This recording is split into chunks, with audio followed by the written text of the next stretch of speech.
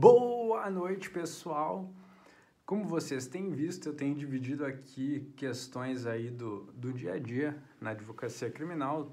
São questões que eu recebo aí através do direct, comentários, caixinhas de pergunta, e eu tenho recebido um feedback interessante quando eu divido por aqui, porque ele acaba alcançando mais pessoas, eu acabo sabendo como você se posiciona em determinadas situações e também recebo feedback de pessoas que não tinham nenhum ponto de referência e esse conteúdo acaba ajudando elas a desenvolver aí o seu trabalho.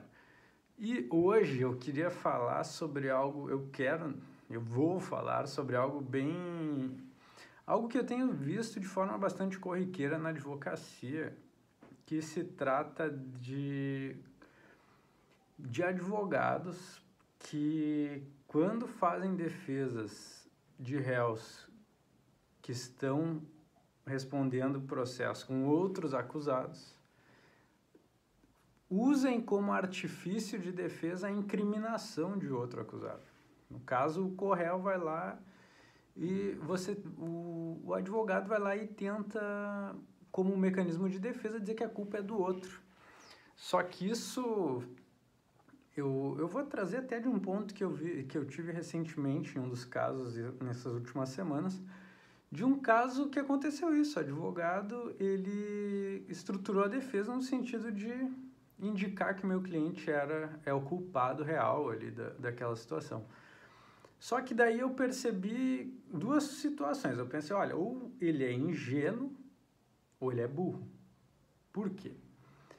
Ele poderia ser ingênuo de acreditar daqui a pouco que essa é uma maneira de fazer uma defesa.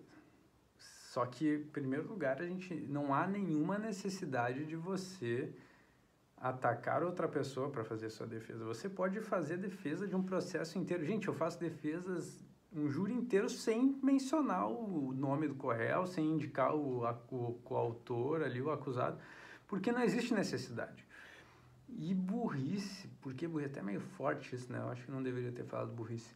Mas porque é o seguinte, daqui a pouco ele pode... Burrice eu diria o quê? O cliente dele disse para ele, ó, bota tudo no outro, diz que foi o outro, alguma coisa assim. Se o advogado, ele, a partir de um momento que ele tem um inquérito, que ele tem vários elementos que indicam uma situação, ele abraça a versão do cliente dele sem suporte nenhum, só para tentar se livrar de uma bronca, aqui não existe técnica, existe burrice, aí é burrice.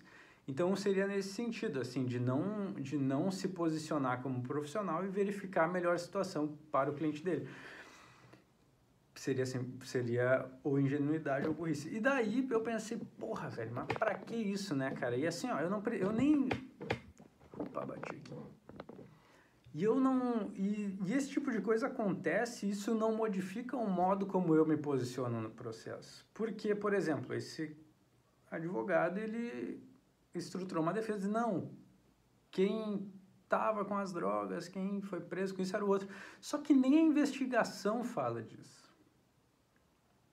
Nem a investigação fala disso. Daí você faz uma defesa, a sensação que eu tenho é que o cara nem leu os autos do inquérito. Porque é uma alegação nova e uma tentativa de... E aí que tá. Uma indicação do co-réu, só que sem nenhum suporte, nenhum fundamento. Por isso que eu digo, é ingenuidade ou é burrice. Porque a gente estuda para utilizar de elementos técnicos. A gente daqui a pouco escuta a história do nosso cliente e traz ela para o processo com uma contextualização com suporte técnico. E que haja, pelo menos, algum fundamento fático que indique aquele caminho, mas alegar por alegar. E olha, até esse caso tem várias questões interessantes. Eu fico puto com um troço desse, mas daí eu penso, cara, daqui a pouco é ingenuidade. É ingenuidade, daqui a pouco não sabe como é que funciona, daqui a pouco... Porque não é a primeira vez que eu vi isso nesses últimos tempos. Nos últimos 4 ou 5 meses eu passei por essa situação mais de uma vez, de estar fazendo defesa num processo em que o colega vai lá e começa a dizer que o culpado é meu cliente. Sem necessidade nenhuma, nenhuma. Isso não é Olha, e daí eu fico pensando, ou é ingenuidade ou é burrice, porque, cara, imagina você tá sendo o outro acusador no processo, é o Ministério Público e você ali acusando outra pessoa. Só que assim, a questão é que, ó, para você defender alguém, você não precisa acusar outra pessoa. Você não precisa acusar. Você pode dizer, olha, excelência, segundo o auto de prisão em flagrante, o fulano, quem estava com a mercadoria era o fulano. O meu cliente não estava. Você está indicando algo que está ali nos autos, algo que está contextualizado para mostrar para o juiz que seu cliente, por exemplo, num caso fictício como esse, não estaria com as drogas. Que o auto de prisão em flagrante indica o outro corréu. Mas não você dizer excelência. Você fazer uma construção assim, ó, ele lá que é o culpado, ele que tem que fazer. Sabe, você tá sendo um acusador. Ingênuo ou burro. Porque daí quando você tem um inquérito que fala, com várias testemunhas que indicam um caminho, você vai lá e daqui a pouco ouve do seu cliente uma história totalmente contrária e abraça a versão dele com tudo, com toda a força, sem nenhum suporte. E daí até nessa peça há uma indicação ali, não, que eu vou provar que meu cliente ele é uma pessoa boa, uma pessoa que não tem histórico, não sei o que, não sei o que. Eu falei, cara, eu quero ver o que vai vir de documentação. Daí, no final, são simplesmente alegações sem suporte. Como se fossem alegações genéricas. Sabe quando você tem uma petição que você usa...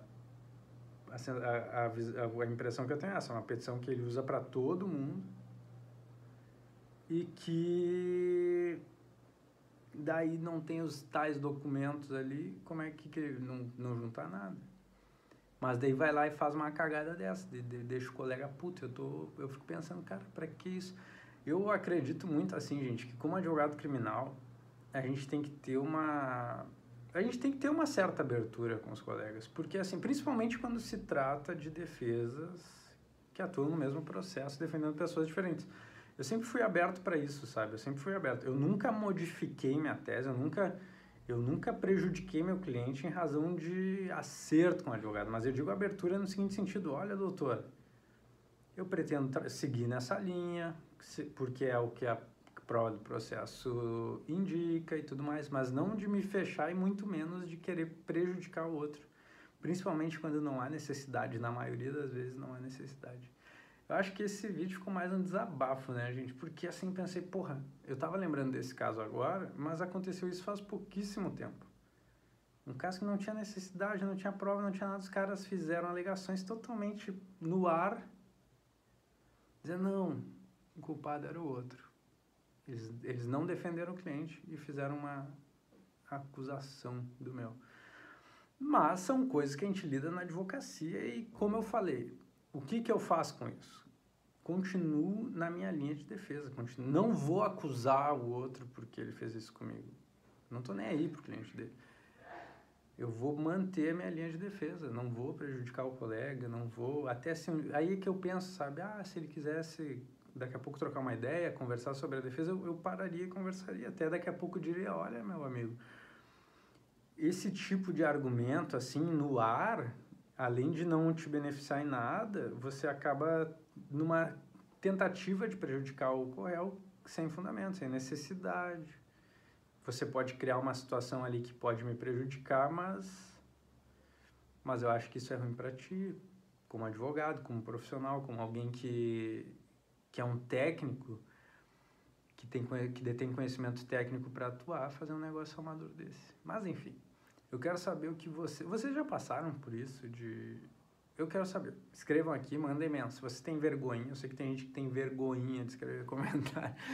Manda lá no direct pra mim que eu quero saber o que vocês pensam. E olha, tem outra coisa ainda que me deixou mais puta essa semana, mas eu acho que eu vou gravar amanhã.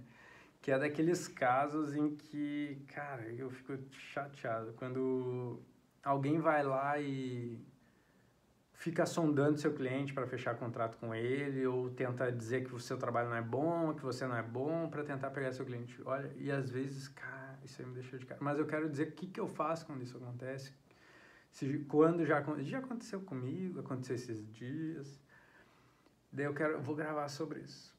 Vou gravar sobre isso. Pô, porque assim, ó, cara, a gente é advogado criminalista é um profissional que trabalha muitas vezes de forma isolada, trabalha sozinho. É você, o seu caso, a dor do seu cliente e você ali. E daí eu acho que a nossa categoria tinha que ser muito mais unida nesse aspecto. Ninguém precisa se meter na defesa de ninguém, mas você precisa ter consciência de que a gente está no mesmo barco e de não querer se prejudicar. E daí, quando a gente se depara com esse tipo de situação, parece que é meio que cada um por si, como se não existisse mais ética profissional. Mas esse não é o melhor caminho a seguir. Tanto que eu falei para vocês, olha, várias vezes eu tive vontade de contatar colega e falar, ô amigo, pô, de repente dá um toquezinho ou indicar algum caminho, só que eu não faço porque eu não gosto de invadir o espaço do outro, principalmente porque é outro profissional, enfim, mas eu sempre tento, e aí, tudo bem? Como é que tá? Eu sou advogado do fulano. Eu tento buscar essa abertura, mas muitas vezes eu sou totalmente barrado em relação a isso. E daí eu não forço, né, gente? Mas como advogados criminais, eu acho que a gente tinha que ter mais essa abertura e não ser egoísta de querer para si, de sacanear o outro e tal. Principalmente nessa questão de buscar o cliente do colega. Cara, hoje eu até estava numa ligação com um amigão meu, que é um advogado que eu gosto muito.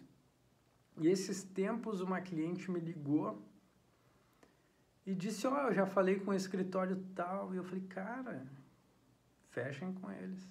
Eu falei para esse meu amigo hoje, ó, tá me devendo uma comissão, fechei o cliente para ti. Eu não pergunto quanto ele cobrou para eu cobrar menos. Eu digo assim, ó, se você fechar com ele, você vai estar fazendo um ótimo negócio, porque ele vai suprir a tua necessidade.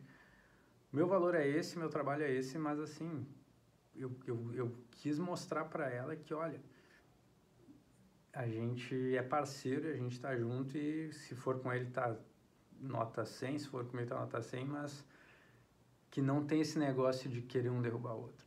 Até falei para ele isso hoje. Então é isso, gente. Mandem aqui, quero saber a opinião de vocês. E para quem tá afim, olha, cara, fiz um negócio muito bacana. Para quem está me acompanhando de perto sabe, se ainda tiver vagas no nosso projeto, deem uma olhada lá no link do meu perfil, porque eu decidi organizar o nosso material de júri numa espécie de assinatura muito barata. Tem uma semana de teste e vamos ter aulas toda semana sobre o Tribunal do Júri, que vai ser o nosso primeiro módulo, tá bom? Vai ser não, está sendo. Então, para quem quiser se aprofundar, aprender a fazer o negócio, acesse o link lá no meu perfil. Mas não esqueçam de me dizer aqui, ó, porra, cara, aconteceu isso comigo, acontece, não, nunca aconteceu, nunca passei por isso e tal, enfim. Tá bom? Um beijo para vocês e até!